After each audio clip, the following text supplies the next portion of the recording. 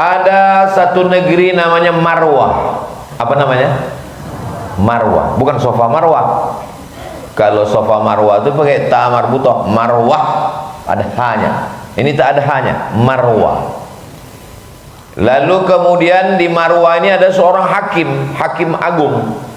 Hakim ini punya kebun anggur. Ada seorang laki-laki menjadi penjaga kebun anggur. Nama laki-laki tadi Mubarak. Siapa namanya? Mubarak. Mubarak artinya orang yang diberkahi. Kerja dia mengurus kebun anggur. Satu hari datanglah hakim Marwah menjenguk kebunnya. Dimakannya anggur. Asam kali anggurnya, kata dia. Mubarak, ambilkan satu tangkai lagi. Diambil satu tangkai, dicicipnya. Asam juga. Dah 2 kali asam ini Mubarak. Ambilkan satu lagi. Diambil satu lagi, dicicipnya. Asam juga. Lama-lama marah hakim Marwah. Mubarak, kamu sudah 1 bulan saya tugaskan menjaga kebun anggur saya ini. Kenapa tak ada satu pun yang manis? Nggak tahu kamu mana pokok yang manis di sini? Apa kata Mubarak? Tuan hakim menyuruh saya menjaga kebun anggur, bukan makan anggur. Selama menjaga kebun ini tak pernah sebiji pun anggur ini saya makan. Terkejut hakim Marwah, karena orang-orang sebelum ini bukan cuma makan, dijualnya lagi. Jangan kan anggur, berondol aja dimakannya. Jadi kau selama sebulan di sini tak pernah satu pun kau makan? Tidak, Tuan. Kenapa tak kau makan? Karena aku takut kepada Allah. Lalu apa yang terjadi? Hakim Marwah menikahkan Mubarak dengan anak gadisnya. Dari pernikahan itu lahirlah seorang anak laki-laki, diberi nama Abdullah ibnul Mubarak. Itulah dia imam dalam hadis, sezaman dengan Imam Ahmad, sezaman dengan ulama-ulama salaf. Dia adalah Imam Abdullah ibn Mubarak yang punya kitab Az-Zuhud. Seorang ulama yang alim, yang hafiz, yang faqih. Kenapa lahir generasi yang hebat seperti Abdullah ibn Mubarak? Karena punya ayah yang tak mau makan anggur haram dari kebun seorang hakim yang soleh. Riwayat yang kedua. Berikutnya riwayat yang ketiga. Ini nanti saya suruh cerita ulang ini, apalagi yang nulis-nulis ini.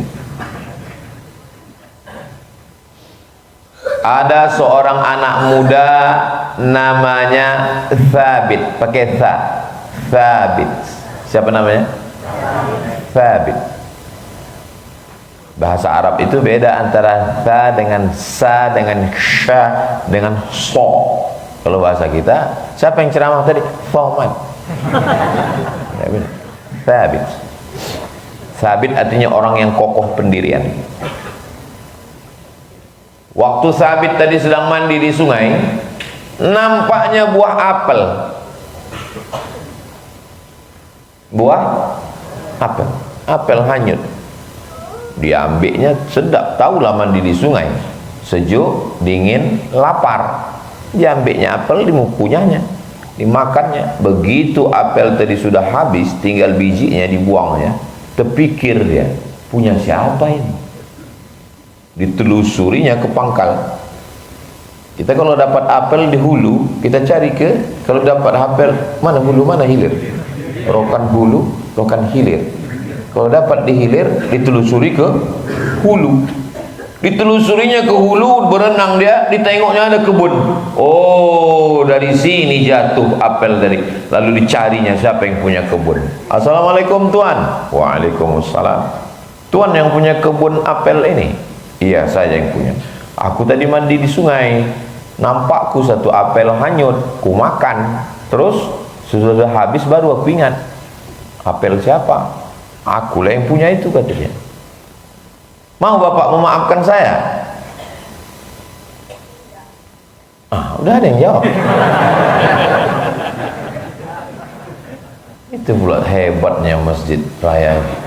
Saya di mana-mana ceramah belum pernah ada jawaban macam ini. Kalau tuan pergi ke Makkah, jangan lupa membawa kodak. Sudah lama saya banyak ceramah, belum pernah ada yang jawab tidak.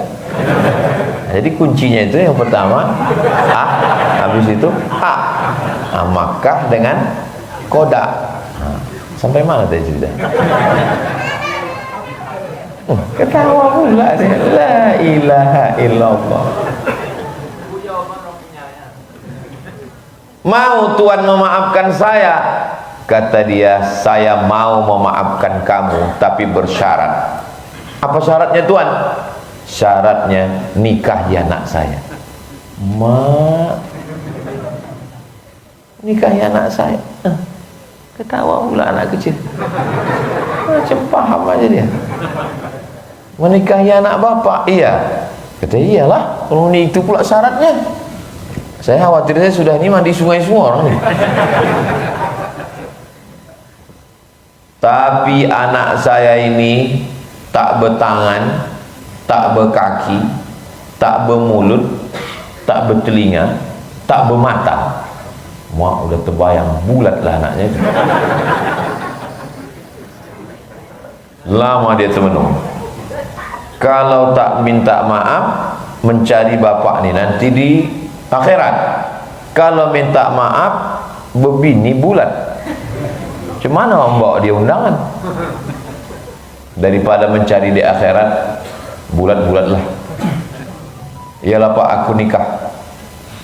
Zaman dulu, sebelum nikah itu tak ada jumpa perempuan itu, tak ada nampak. Apalagi foto perawet, tak ada. Sesudah akad nikah perempuan tak ada di situ. Aku nikahkan engkau dengan anakku dengan mahar sebuncuk cincin emas tunai sah. Tak ada perempuan di situ. Sesudah akad nikah malam dibukalah pintu kamar, ditengoknya anak gadis cantik. Terkejut dia. Lengkap semua. Ini anak bapak yang bapak bilang tak bertangan tak berkaki ya, tapi bagusnya, cantik dia.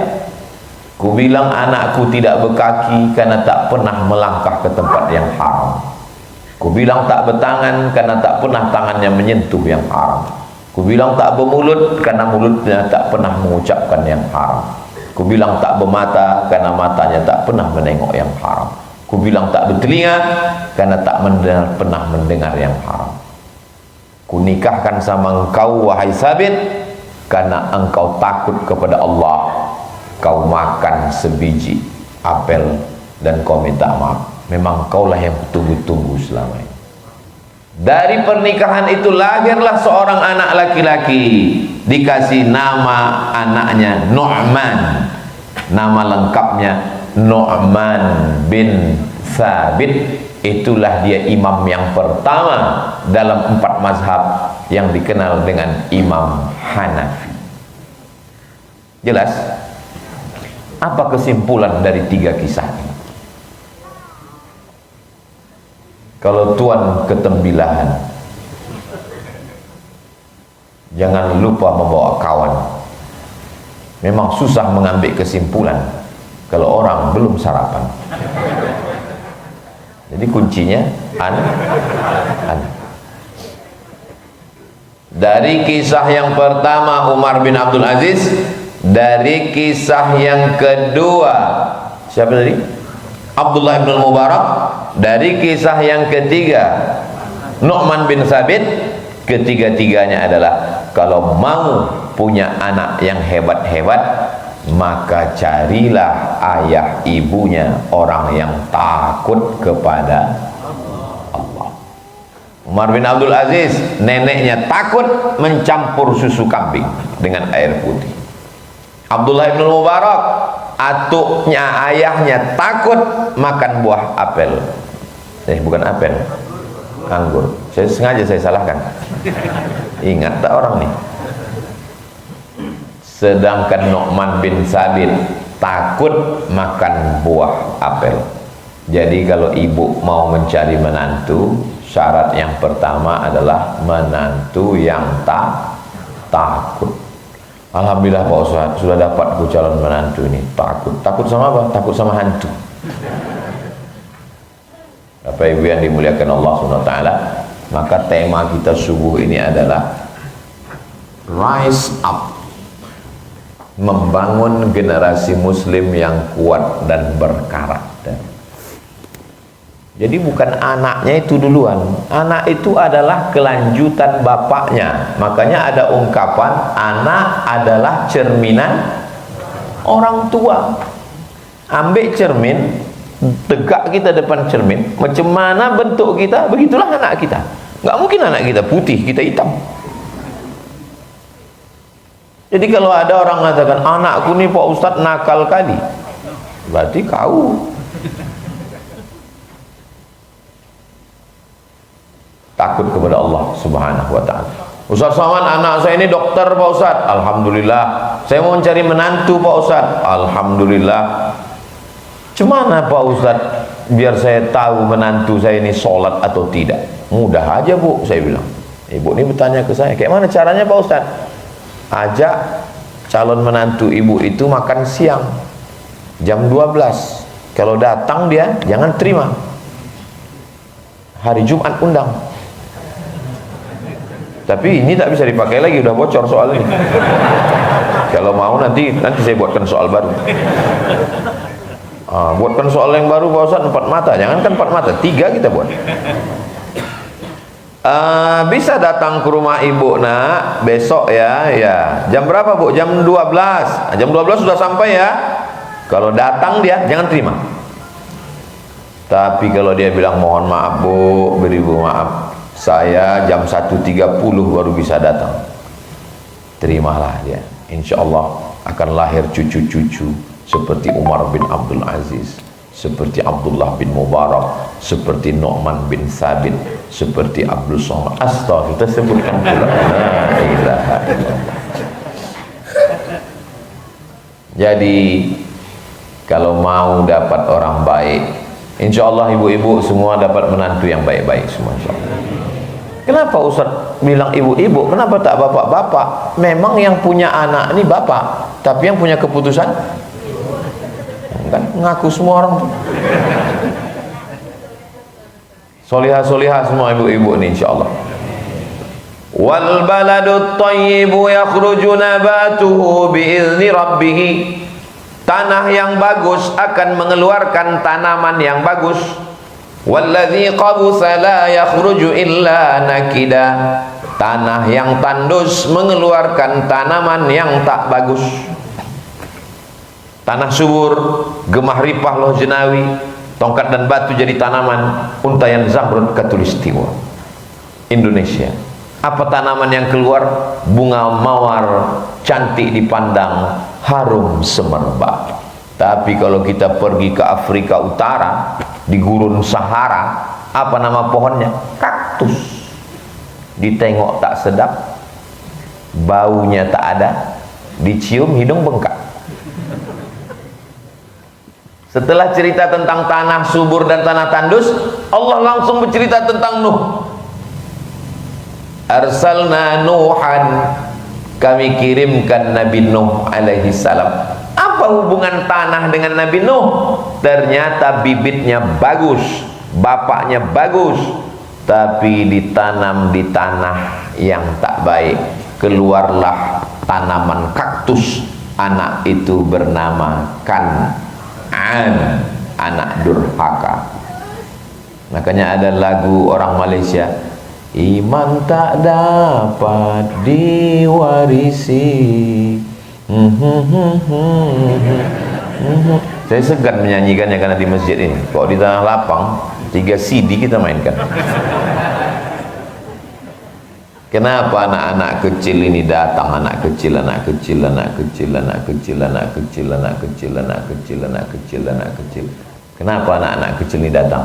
Ini pastilah ayahnya macam ayah Abdullah ibn Mubarak, macam ayah Nu'man bin Sabit, dan emaknya macam neneknya Umar bin Abdul Aziz, insyaallah. Amin.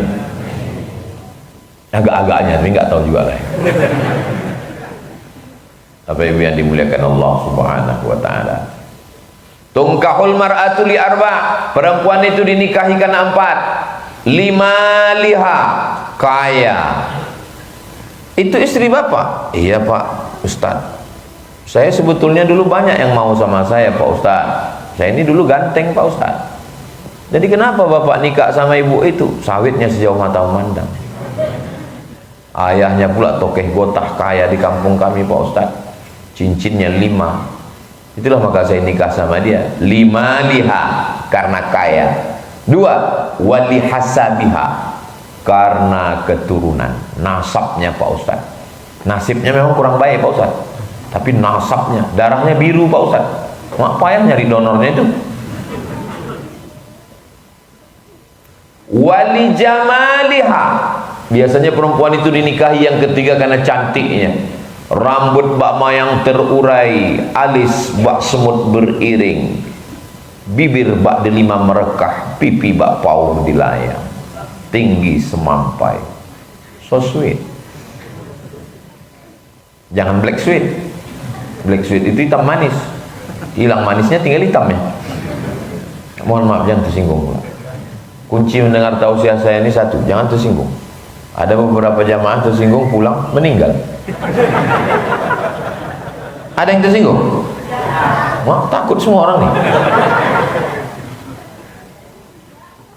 Jangan kau pandang karena sukunya, karena kalau dia melanggar pantangan suku, dia keluarkan dari suku.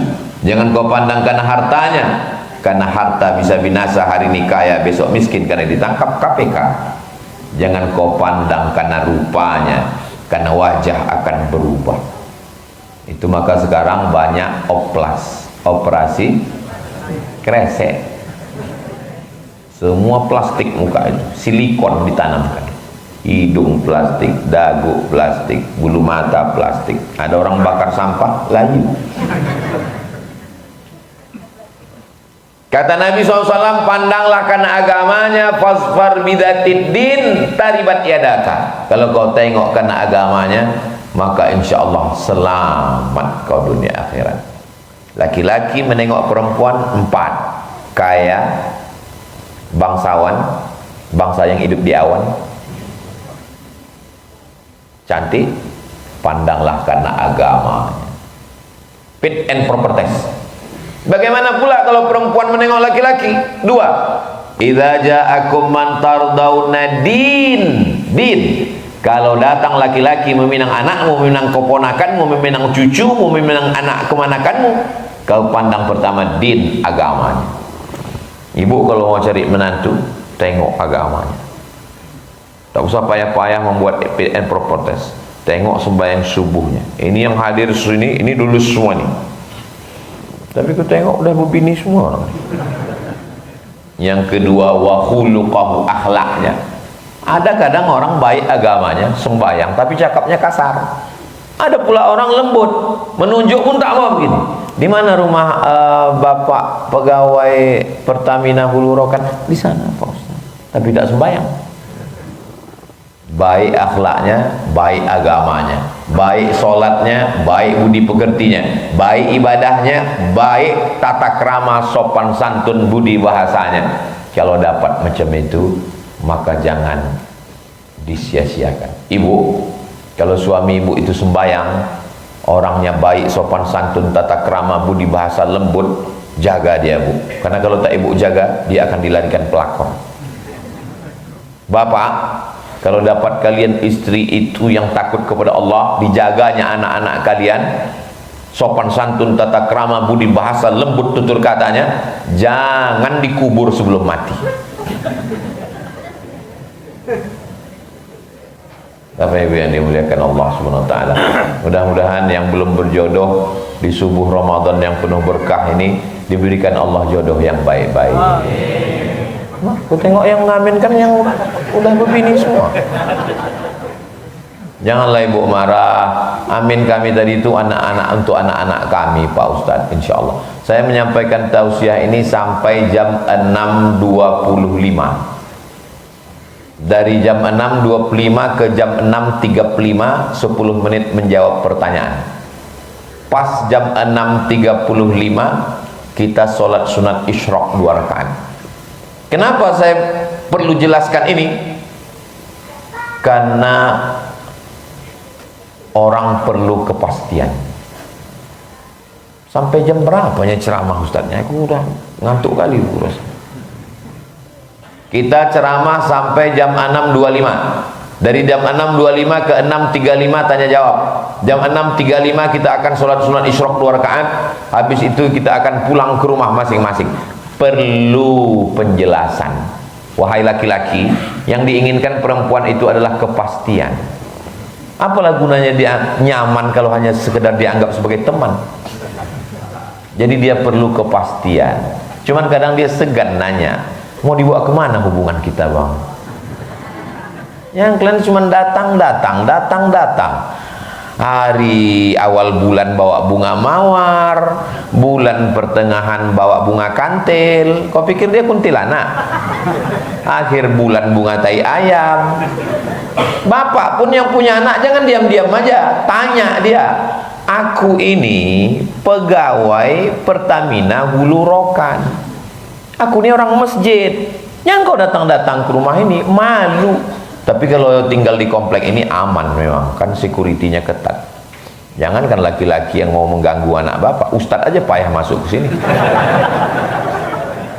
Kami mau kemari ini melapor pelatnya entah berapa kali. Jangankan manusia ke sini, hantu pun tak bisa masuk. Tapi yang di luar sana datang anak lajang. Hari ini hari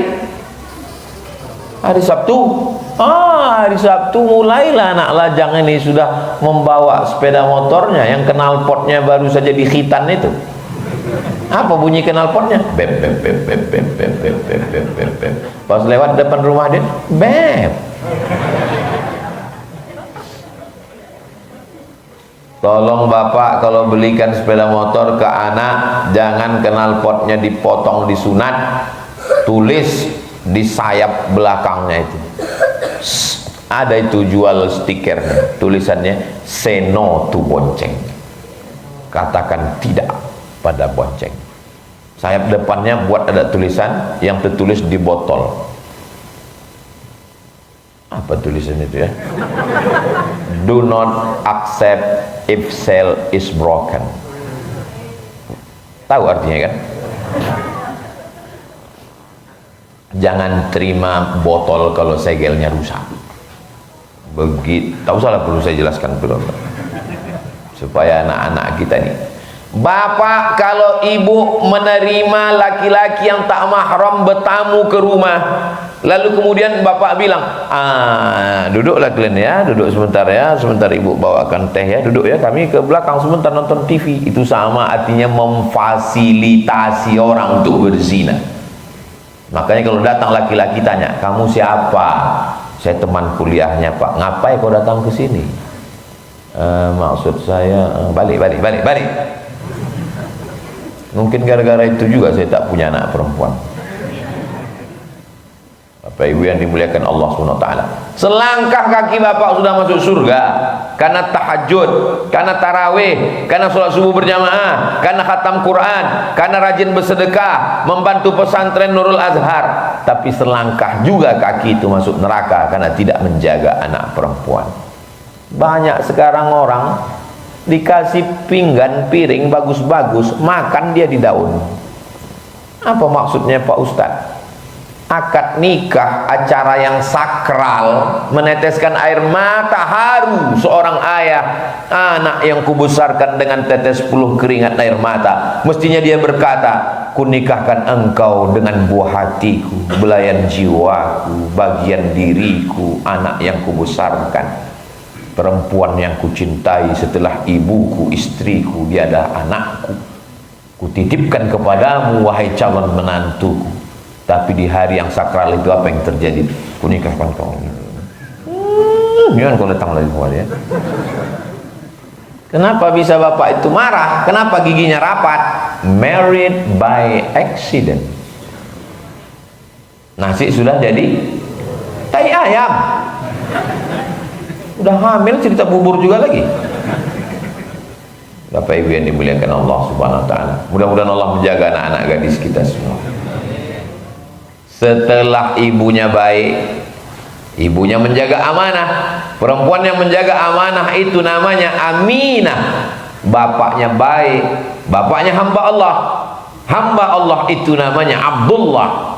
Abdullah nama ayahnya, Aminah ibundanya. Abdullah ayahnya, Aminah ibunya. Lahirlah anaknya terpuji di langit dan di bumi, Muhammad sallallahu alaihi wasallam. Tapi jangan gara-gara ini nanti bapak ibu pulang berkelahi. Patutlah anak kita itu tidak terpuji karena kau bukan Aminah. Melawan juga ibu itu. Anak kita itu jahat karena kau bukan Abdullah. Coba kalau kau Abdul Somad. Ayahnya, ibunya lahir anak yang baik-baik. Setelah itu kemudian barulah pendidikannya yang baik. Al-madrasatul ula. Pendidikan yang pertama sebelum S1, S2, S3, S-teler, S-cendol, S-doger, S-bandung. Yang pertama adalah ibu. Kenapa mengandung itu diserahkan ke ibu? Karena ibu paling sabar, 9 bulan 10 hari. Seandainya mengandung itu diserahkan ke saya, 3 hari saya tinggalkan. Laki-laki ini orangnya tidak sabar. Mana buktinya? Laki-laki kalau belanja cepat. Betul tak Pak? Oh betul kata orang ini. Bapak Ibu yang dimuliakan Allah Subhanahu wa taala, karena kita tidak mampu mendidik, menjaga, sibuk mengurus minyak, mengurus negara, mengurus bisnis, mengurus sawit, karet, getah, maka dititipkan ke sekolah berasrama namanya Islamic Boarding School. Anak ibu di mana sekarang? Pesantren, kampungan. Anak bapak di mana? Islamic Boarding School. Sama lah itu. Boarding berasrama, Islamic Islam, school sekolah, Islamic Boarding School sekolah Islam berasrama, pesantren lah itu. Kadang kita ini banyak terjebak pada bahasa-bahasa. Kau tadi sarapan pakai apa? Fried chicken. Kau pakai apa? Ayam goreng. Padahal kualinya sama, minyaknya pun sama-sama minyak jelantah. Ya nggak apa-apalah, terserah mau pakai bahasa Inggris pakai apa. Buktinya ceramah kita pagi ini pakai rise up. Apa artinya itu Pak Ustaz? Pokoknya begitulah. Nah, jadi serahkanlah anak ke lembaga pendidikan. Saya insya Allah kalau menceramahi orang di stadion, di gedung olahraga, tak takbur, tak sombong, insya Allah dengan kuasa Allah sanggup saya tausiah 1 jam berdiri. Tapi kalau untuk mendidik anak-anak, terus terang angkat tangan saya. Jangan kan anak orang, anak saya aja saya tak sanggup. Begitu pulang lari sana, lari dia ke sini, lari rasa-rasa mau diikat aja pakai tali. Ustadz datang ke sekolah kami ya Pak Ustadz. Di mana lokasinya Bu? Di Jalan Arifin, di Jalan Harapan Raya Pak Ustadz. Sebelah kiri nanti Pak Ustadz. Oke, insya Allah saya datang. Lupa pula saya bertanya yang mau diceramah ini siapa. Saya sangka wali murid. Sampai di situ anak-anak kecil semua. Berikut ini yang akan menyampaikan tausiah adalah Al-Mukarram Ustaz Abdul Somad LCMA, alumni dari Al-Azhar Mesir dan S2 Maroko. Satu pun tak peduli.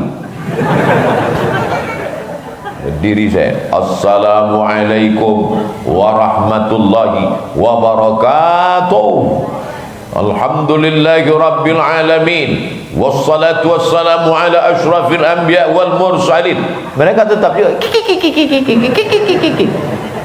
begitu udah 3 menit saya ngomong, rasa-rasa udah hilang harga diri saya. Nah ini kalau aku teruskan ini kacau nih. 2 gendangnya, kalau tak gilo mati. Untung Allah kasih saya ilham. Terlintas di pikiran saya, panggil pawangnya, panggil pawang. Minta tolong saya ke kepala sekolah. Ibu kepala sekolah bisa bantu saya? Sebentar Pak Ustaz, naik kecil aja ibu. Nah ibu tuh tepuk tangan dia. Tepuk anak soleh. Anak soleh, rajin sholat, sayang mama, masuk surga. Dalam hati saya, kok gitu aku pun bisa. Bukan masalah tepuknya, tapi masalah kekuatan yang ada dalam dirinya. Lama saya temenung, anak-anak yang ganas, yang tak berakal bisa pula tunduk sama ibu nih. Jangan-jangan di rumah pun lakinya digitukan juga. Tepuk laki soleh, tidak mancing. Anak kecil pula ketawa dulu aku. La ilaha illallah Muhammad. Udah habis waktu. Jam 6.25. Memang di komplek Pertamina Hulu Rokan ini cepat kali waktu berlalu ya. Kalau bisa kita sampai sore lah di sini Ustaz, biar cepat kita berbuka. Cuman kulkasnya pula kosong. Memilihkan ayahnya, memilihkan emaknya, mengasih makanan halal, masukkan pendidikan yang baik, jangan pernah berhenti bercakap. Macam mesin pompong rusak. Kau sedang di mana, pulang jam berapa, kunci motor mana, duit jajan mana, laptop mana, handphone mana. Selama ibu masih mau merepet, dunia masih aman-aman saja. Tapi kalau ibu sudah diam, Bu, ku tengok anak ibu tadi dibonceng orang di duri, biarlah. Dunia sudah kiamat. Ibu siap merepet? Jangankan anakku Pak Ustadz, kata bapak ini, aku pun direpetnya juga. Abang pulang jam berapa, duit mana, ini mana, ini kunci motor mana, panggil kerja. Kalau bapak punya bini begitu, tulis di handphone itu namanya security syariah. Dialah yang menyelamatkan bapak dari neraka jahanam. Dialah yang menyelamatkan bapak. Itu sesungguhnya istri yang selalu nelpon, abang pulang jam berapa, duit mana, kunci motor mana, itu bukan istri Pak, itu adalah bidadari surga yang dikirim Allah SWT. Pernahkah bapak menyadari itu? Pulang dari sini, jangan bapak panggil namanya, jangan bapak panggil mama, bapak panggil dia, oh my angel, kau adalah malaikat penyelamatku, bilang. Kau adalah bidadari, tapi aku gemuk bang. Kau memang bidadari, tapi diturunkan dekat rumah makan.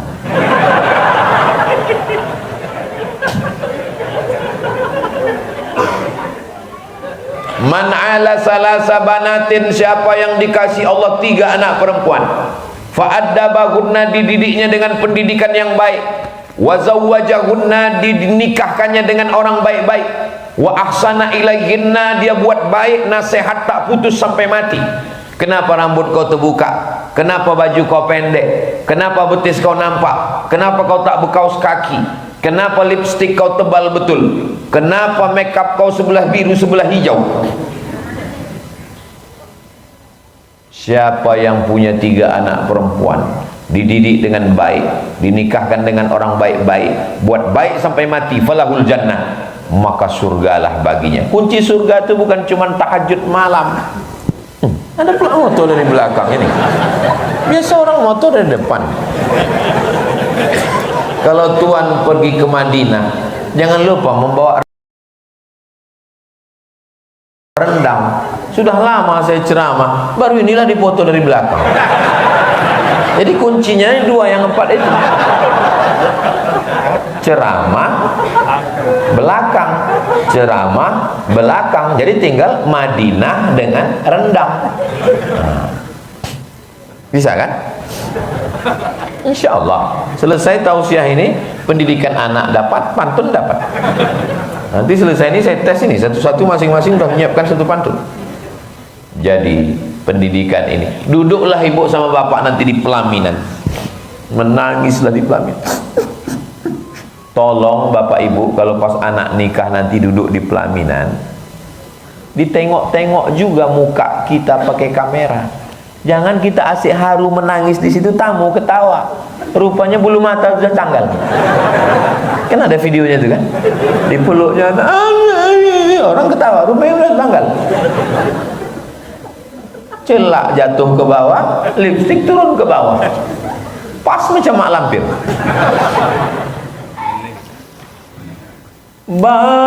Barakallahu lakuma wa baraka alaikuma wa jama'a bainakuma fi khair. Kenapa ibu menangis, Bu? Tisu Pak Ustaz. Ini suruhnya pula Ustaz tuh ngambil tisu. Kenapa ibu menangis? Haru saya Pak Ustaz. Lepaslah tanggung jawab saya sekarang Pak Ustaz. Setelah anak saya dinikah Pak Ustaz, lepaslah tanggung jawab saya Pak Ustaz. Kata siapa? Kata siapa tanggung jawab ibu lepas setelah anak menikah? Siapa yang bilang tanggung jawab bapak lepas setelah anak menikah? Habis dia menikah, bulan madu dia, pulang seminggu, tiba-tiba jilbabnya terbang, baju kurungnya melayang, rambutnya 3 warna, merah, kuning, kelabu. Tiba-tiba dia pulang pakai rok pendek. Bapak diam atau marah? Marah. Lah, wajib ibu bapak panggil menantu. Sini menantu Fir'aun.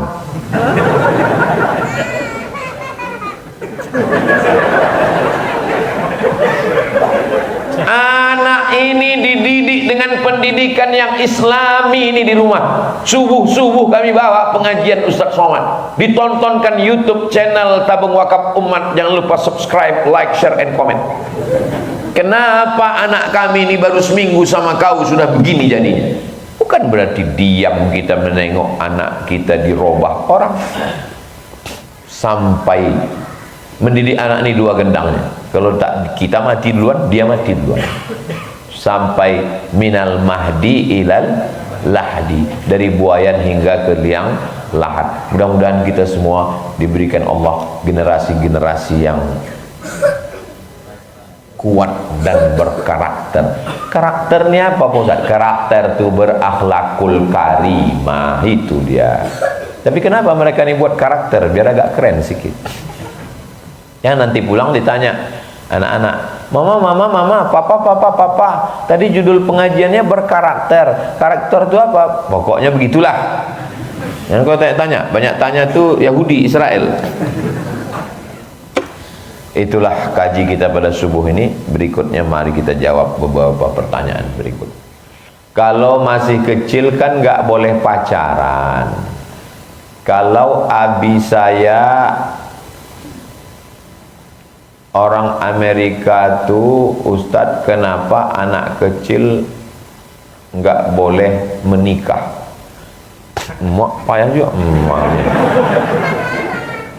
Kalau masih kecil kan nggak boleh pacaran. Kalau abi saya nonton aneh Ustadz, orang Amerika itu kan kenapa anak kecil nggak boleh menikah? Anak kecil boleh menikah setelah akil baligh. Ada sahabat Nabi namanya Amr bin As. Siapa namanya? Amr bin As. Punya anak laki-laki namanya Abdullah bin Amr bin As. Ayahnya Amr bin As, anaknya Abdullah bin Amr bin As. Beda dia dengan anaknya cuma 11 tahun. Berarti dia menikah umur berapa?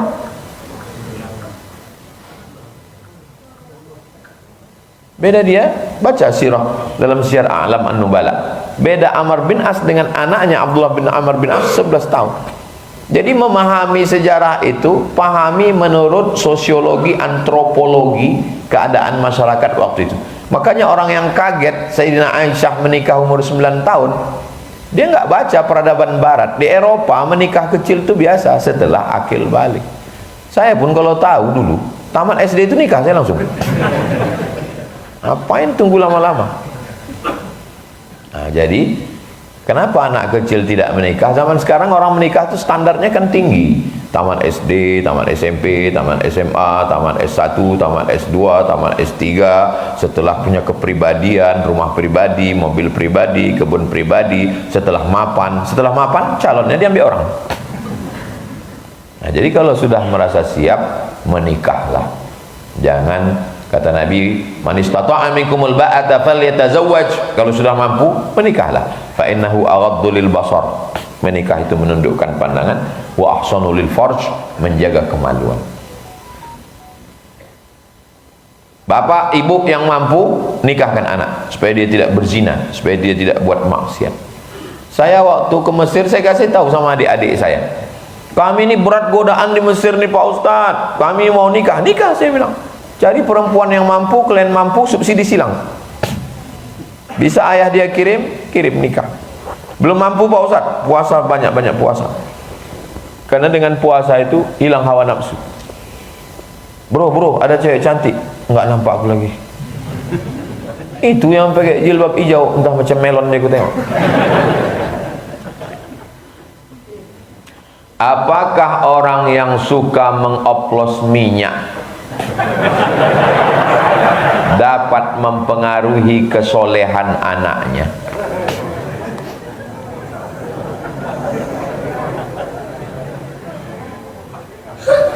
Yang jahat itu tangan, mata, kaki, atau hati dan otak. Panglimanya di badan ini, komandannya adalah hati. Hati memerintahkan ke otak. Makanya kalau otak ini kurang dapat asupan oksigen darah, stroke ringan. Mudah-mudahan kita sehat semua insyaallah. Otak memerintahkan kepada mata, tengok. Otak memerintahkan kepada tangan, pegang. Jadi otak yang mengendalikan. Otak dapat darah dari mana? Dari hati, dari jantung. Jantung yang berdegup di rasa sebelah kiri. Masih berdegup? Kalau tidak kasih tahu. Kain kafan udah siap. Dari mana jantung dapat darah? Jantung dapat darah dari makanan. Saya pagi tadi sahur makan gembung, masak toco, pakai nasi. Yang dibayangkan, menetes air dulu. Satu piring. Sepiring tadi itu berubah menjadi setetes darah. Setetes ini masuk ke jantung. Dari jantung ini disemburkan jantung naik ke otak. Otak jadi jahat. Ayatnya ada dalam Quran. Nasiyatin kadzibatin khati'ah. Nasiyatin, otak depan, ubun-ubun. Kadzibatin, pembohong. Khati'atin, penjahat. Pembohong, penjahat, otak. Kenapa otak jadi bohong jahat? Gara-gara darah haram sepiring nasi yang dibeli dari bensin oplosan. Merusak. Jangan kasih anak makan haram. Alhamdulillah Pak Ustadz, anak-anak istri ini saya kasih yang halal-halal. Yang haram-haram saya simpan di bank Pak Ustadz. Kulu, makanlah min thayyibat, dari yang baik-baik. Dari mana setan masuk? Setan masuk melalui darah. Asyaitanu yajri majrad dam. Setan masuk melalui aliran darah. Darah kemana masuknya? Darah masuk ke jantung. Alladzi waswisu fi sudur. Setan berbisik bukan di sini. Yang berbisik di sini itu kawan. Setan berbisik, yuwaswisu fi sudurin nas, di jantung. Melalui apa? Melalui darah. Darah dapat dari mana? Dari makanan. Makanan haram, pintu setan masuk. Jangan kasih anak makan. Di akhir zaman ini kedudukan ulama dan umaro sudah banyak bercampur antara keduanya. Apa yang mesti kita sikapi dengan kondisi ini Pak Ustadz? Dulu dia ulama, dia umara, sejalan sekali. Nabi Muhammad itu ulama karena dia berilmu. Ulama artinya orang berilmu. Dia juga umara, dia pemimpinnya. Meninggal Nabi Muhammad, Al-Khalifatul Awwal Sayyiduna Abu Bakrin Siddiq radhiyallahu an. Abu Bakar, Umar, Utsman, Ali. Tapi kemudian karena kelemahan manusia, ada orang yang paham agama, ulama. Ada orang yang paham politik, umara. Maka kedua ini mesti bekerja sama saling menasehati, wa tawasau bil haq wa tawasau bis sabr. Pak Umara, tolong bantu Basnas keluarkan perda zakat. Pak Umara, tolong adil, jangan zolim. Nah, jadi ulama menasehati umara. Umara menegakkan keadilan di atas muka bumi Allah. Jadi ulama-ulama dulu itu diangkat oleh umara menjadi mufti. Kerajaan Melayu di Riau yang besar-besar ada 4. Kita urutkan dari mulai yang atas dulu. Siak Sri Indrapura, bawah Pelalawan, bawah Indragiri, kanan Riau Lingga. Sultan Indragiri, Sultan Umara, tapi dalam masalah agama dia rendah hati. Diangkatlah mufti, namanya Syekh Abdurrahman Siddiq Al-Banjari. Al-Banjari orang Banjar, cicit dari Syekh Muhammad Arsyad Al-Banjari dari kerajaan Banjar. Makamnya di Sapat, Tembilahan. Nah, jadi Melayu di Riau ini dipimpin oleh 2. Urusan agama mufti ulama, urusan kerajaan dipimpin oleh sultan. Sultan terakhir Sultan Siak Sri Indrapura, Sultan Syarif Qasim. Sultan Syarif Qasim diabadikan dalam 3. Yang pertama, Universitas Islam Sultan Syarif Qasim. Yang kedua, Jalan Sultan Syarif Qasim. Yang ketiga, Airport Sultan Syarif Qasim. Dulu itu airport itu bukan Sultan Syarif Qasim namanya. Dulu namanya Airport Simpang 3. Dirubah pada zaman Presiden Abdurrahman Wahid Gus Dur. Dia yang meresmikan. Kata sambutannya, ini sudah tepat, namanya Airport Sultan Syarif Qasim. Masuk nama Airport Simpang 3 kayak pangkalan becak. Mengapa penting bagi generasi muslim untuk mengembangkan pengetahuan dan keterampilan mereka? Yang membedakan manusia dengan binatang itu apanya? Ilmu dan keterampilan. Kalau hanya sekedar kerja, monyet pun kerja.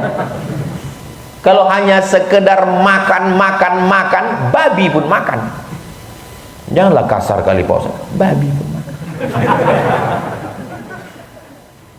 Lalu yang membedakannya itu apa? Akal dikasih Allah Ta'ala. Dibelah kepala monyet, dibelah kepala manusia. Otak yang ada di kepala monyet, ada juga otak itu di manusia. Yang tak ada itu apa? Akal. Jadi kalau ada manusia yang tak berakal, berarti nggak ada, saya bilang gitu. Makanya manusia punya pengetahuan, akal. Siapa yang wajib puasa? Baligh berakal. Siapa yang wajib haji? Baligh berakal. Akal yang membedakan manusia dengan binatang. Nah, maka digunakan akal. Akal. Kurang akal, minum aja akal. Kembangkan pengetahuan, lalu pengetahuan itu berubah menjadi kemampuan. Sekarang mau belajar apapun, buka YouTube, www.youtube.com. Mau ternak lele, buka di YouTube itu. Ternak lele, berapa lebar kolamnya, bagaimana cara pakannya, lengkap semua. Mau buat ternak puyuh, semua ada di YouTube. Gunakan akal pikiran, belajar, buat keterampilan, berpengetahuan, maka tidak ada halangan sama sekali. Nggak tahu, nggak paham, tanya orang berilmu. Fas'alu ahla dzikri in kuntum la ta'lamun. Kertas terakhir. Bagaimana cara menentukan tolak ukur kesiapan kita untuk menikah? Menikah itu tidak terlalu ribet, jelimet, sulit, susah, payah. Mau kita, mau dia, jadi. Yang masalah itu kan, kau kenapa belum juga nikah? Kami beda keyakinan Pak Ustaz.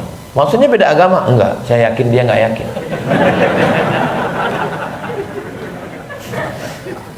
Cinta kelapa, apa maksudnya Pak Ustaz? Awak cinta dia nggak apa-apa. Mau kita, mau dia. Tanya dia baik-baik. Tapi nggak boleh pacaran Pak Ustaz. Tanya ke orang tuanya, Pak, ini pacaran sampai 5 tahun.